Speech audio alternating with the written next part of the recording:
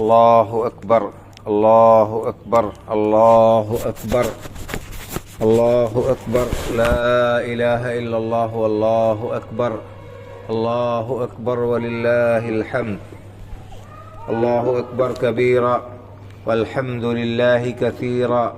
وسبحان اللہ بکرۃ واصیلا ان الحمد للہ نحمده ونستعینه ونستغفره ونؤمن به ونتوكل عليه ونعوذ بالله من شرور أنفسنا ومن سيئات أعمالنا من يهده الله فلا مضل له ومن يضلل فلا هادي له وأشهد أن لا إله إلا الله وحده لا شريك له وأشهد أن محمدا عبده ورسوله يا أيها الذين آمنوا اتقوا الله حق تقاته ولا تموتن إلا وأنتم مسلمون يا أيها الناس اتقوا ربكم الذي خلقكم من نفس واحدة وخلق منها زوجها وبث منهما رجالا كثيرا ونساء واتقوا الله الذي تساءلون به والأرحام إن الله كان عليكم رقيبا يا أيها الذين آمنوا اتقوا الله وقولوا قولا سديدا يصلح لكم أعمالكم ويغفر لكم ذنوبكم ومن يطع الله ورسوله فقد فاز فوزا عظيما أما بعد فإن خير الحديث كتاب الله وخير الهدي هدي محمد صلى الله عليه وسلم وشر الأمور محدثاتها وكل محدثة بدعة وكل بدعة ضلالة وكل ضلالة في النار فأعوذ بالله من الشيطان الرجيم واعبد ربك حتى يأتيك اليقين. بزرگوں اور بھائیوں اور خواتین اسلام، اللہ رب العالمین کا بے حد فضل و کرم اور احسان ہے. ہم اس پاک پروردگار کی تعریف و توصیف اور حمد و ثنا بیان کرتے ہیں کہ اس نے ہمیں عید کا یہ پرمسرت اور خوشیوں والا دن نصیب فرمایا. اللہ رب العالمین ہماری اس عید کی خوشیاں تمام اور مکمل فرمائے اور آئندہ بھی بار بار خوشی کے یہ مواقع ہمیں نصیب ہوں. آمین. بھائیوں اور بزرگوں، یہ عید جو آتی ہے یہ اللہ رب العالمین کے عائد کردہ ایک بڑے اہم فریضے رمضان المبارک کے روزوں کی تکمیل کی خوشی میں ہے. اللہ رب العالمین نے قرآن کریم میں ارشاد فرمایا کہ وَلِتُكْمِلُوا الْعِدَّةَ وَلِتُكَبِّرُوا اللَّهَ عَلَى مَا هَدَاكُمْ وَلَعَلَّكُمْ تَشْكُرُونَ، کہ تم رمضان کے مہینے کے روزوں کی تعداد پوری کرو اور اللہ رب العالمین نے جو تمہیں ہدایت دی اس پر اللہ کی کبریائی، اس کی بڑائی بیان کرو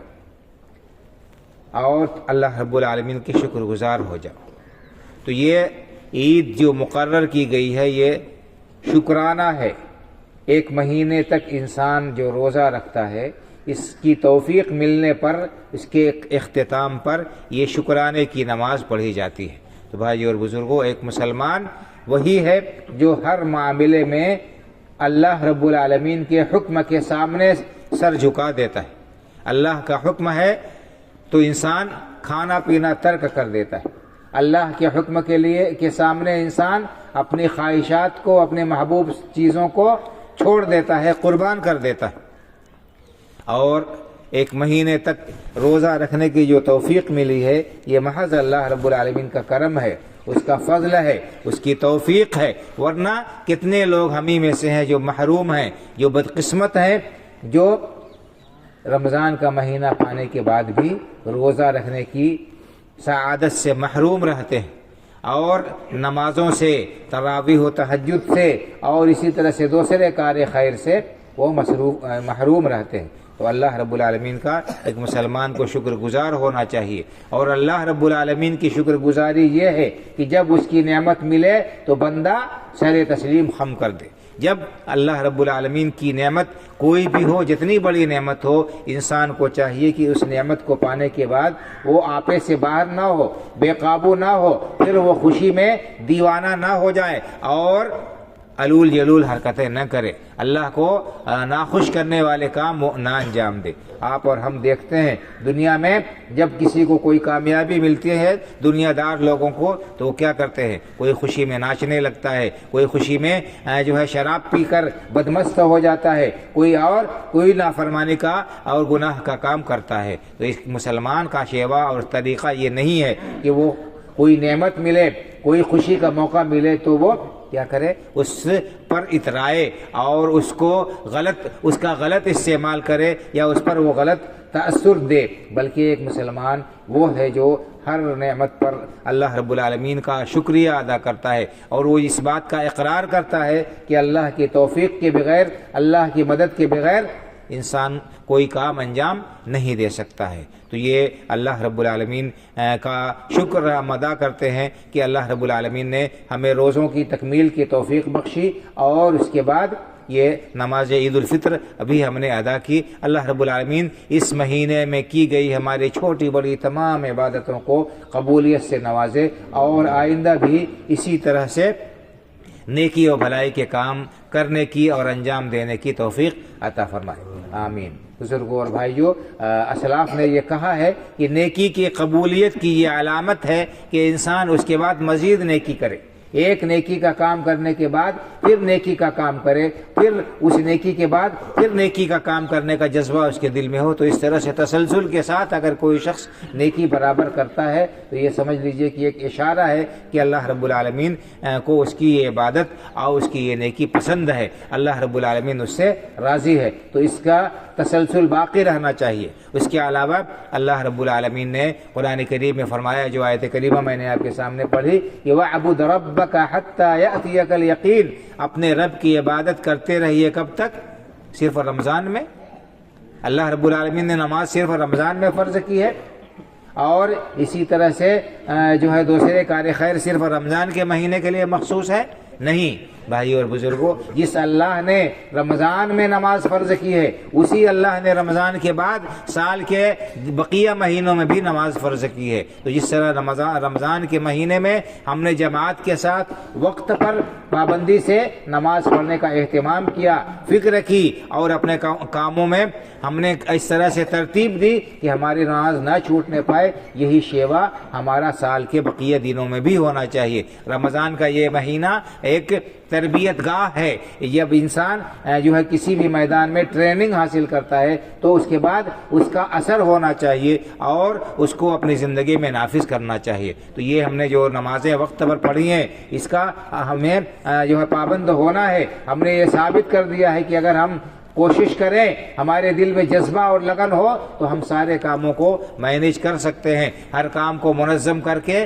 اور وقت پر ہم نماز بھی ادا کر سکتے ہیں اور دوسرے بھلائی کے کام کر سکتے ہیں، قرآن کریم کی تلاوت کے لیے بھی تھوڑا موڑا وقت ہم نکال سکتے ہیں۔ اسی طرح سے صدقہ و خیرات اور بھلائی کے دوسرے کام ہم نے جو کیے ہیں یہ رمضان کے بعد بند نہیں ہے بھائی اور بزرگوں، بلکہ ان کا سلسلہ رمضان کے بعد بھی جاری رہنا چاہیے۔ فرض زکوٰۃ تو صاحب نصاب کے اوپر ہے، اس کے لیے ضروری ہے کہ وہ اپنے مال کا صحیح حساب کر کے اور پائی کا حساب کر کے جو زکوٰۃ فرض بنتی ہے اس کو ادا کرے۔ اگر وہ زکوٰۃ فرض ادا نہیں کرے گا تو اس کا مال برباد ہو جائے گا، اس کے اندر خسارہ اور نقصان ہوگا، اللہ رب العالمین کے ہاں اس کی پکڑ ہوگی، اور اس مال کی محبت میں اگر گرفتار ہو کر اس نے زکوٰۃ نہیں نکالی تو قیامت کے دن یہی مال انسان کے لیے عذاب کا سبب بنے گا، اسی مال کے ذریعے سے اس کو عذاب دیا جائے گا، قرآن کریم میں بیان کیا گیا۔ تو یہ تو فرض ہے صاحب نصاب پر، لیکن اس کے علاوہ جو صاحب نصاب نہیں ہے، جن کے پاس میں اتنا مال نہیں ہے کہ زکوٰۃ ان پر فرض ہو، ان کے لیے بھی نیکی کمانے کا راستہ اللہ رب العالمین نے رکھا ہے، اللہ کے رسول صلی اللہ علیہ وسلم نے رکھا ہے۔ اور عام نفلی صدقہ کرنے کی تاکید کی گئی ہے، تلقین کی گئی ہے، اس کا حکم دیا گیا ہے قرآن کریم کے اندر بھی اور احادیث مبارکہ میں بھی۔ اللہ کے رسول صلی اللہ علیہ وسلم کا فرمان ہے کہ صدقہ کرنے سے مال کم نہیں ہوتا ہے، صدقہ اللہ رب العالمین کے رضامندی کا سبب ہے، اللہ کے غصے کو دور کرتا ہے، بری موت سے صدقہ بچاتا ہے۔ اور اسی طرح سے حدیث میں آیا ہے، اللہ کے رسول صلی اللہ علیہ وسلم نے فرمایا کہ ہر روز ہر صبح 2 فرشتے اللہ کی طرف سے اترتے ہیں، ایک کہتا ہے کہ اللہ جو تیرے راہ میں خرچ کرتا ہے اس کو تو دے، اس کا بدلہ دے، اور ایک فرشتہ کہتا ہے کہ اللہ جو مال کو روکے رکھتا ہے، تیرے راستے میں خرچ نہیں کرتا ہے، اللہ اس کے مال کو برباد کر دے۔ تو یہ روزانہ 2 فرشتے اترتے ہیں، خرچ کرنے والے کے لیے ایک دعا کرتا ہے اللہ سے فرشتہ کہ اللہ جو تیرے راستے میں خرچ کرتا ہے اس کو تو اس کا بدل دے، اور جو شخص نہیں خرچ کرتا ہے دوسرا فرشتہ بد دعا کرتا ہے اس کے لیے کہ اللہ اس مال کو جو تیری طرف سے آتا ہے، تو نے جو اس مال کو عطا کیا ہے اس میں سے خرچ نہیں کرتا ہے تیرے راستے میں اور ضرورت مندوں کی مدد نہیں کرتا ہے تو اس کے اس مال کو برباد کر دے۔ تو بہرحال صدقہ و خیرات بھی ہوتے رہنا چاہیے اور اس کا سلسلہ بھی جاری رہنا چاہیے۔ اسی طرح دوسرے جو نیکی کے کام ہیں، ذکر اذکار ہیں، اور اسی طرح سے کار خیر کے دوسرے جو ذرائع ہیں جو ہمارے بس میں ہیں ان کو ہم انجام دیتے رہیں۔ اللہ رب العالمین نے یہی فرمایا وَاعْبُدْ رَبَّكَ حَتَّى يَأْتِيَكَ الْيَقِينُ، اپنے رب کی عبادت کرتے رہیے یہاں تک کہ موت آ جائے۔ موت کس کی کب آئے گی اسے کچھ علم نہیں، پتہ نہیں۔ تو ہر بندے کو اللہ کا بندہ بن کر پوری زندگی بسر کرنی چاہیے، شریعت مطہرہ کی روشنی میں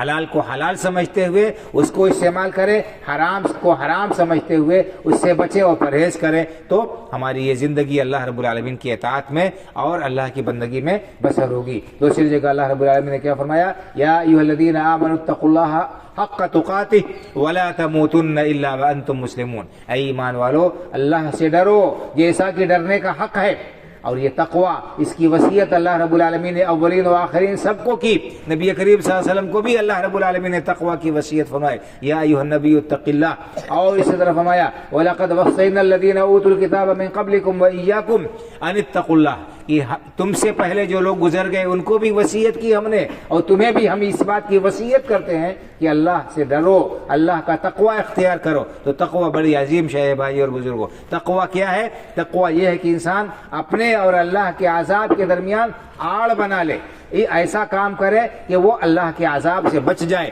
اللہ کے عذاب سے بچنے کا جتن اور اس کی تدبیر کرے۔ تو اللہ نے فرمایا کہ اتقوا اللہ حق تقاتہ، جیسے اللہ سے ڈرنے کا حق ہے ویسے ڈرو، ولا تموتن الا وانتم مسلمون، دیکھو تمہیں موت نہ آئے مگر اس حال میں کہ تم مسلمان ہو۔ جب بھی موت آئے، دن میں ہو، رات میں ہو، سوتے ہو، جاگتے ہو، بڑھاپے میں ہو، جوانی میں ہو، جب بھی موت آئے اسلام کی حالت میں تمہیں پائے، یعنی اسلام کے مطابق جب عمل کرو گے تبھی موت آئے گی تو اسلام پر تمہیں پائے گی۔ تو اپنی پوری زندگی کو ہم اسلام کے سانچے میں ڈھال لیں، ہمارا سونا جاگنا، کھانا پینا، اوڑھنا پہننا، لباس، وضاقتہ اور تجارت، شادی بیاہ اور اسی طرح سے خوشی غمی، تمام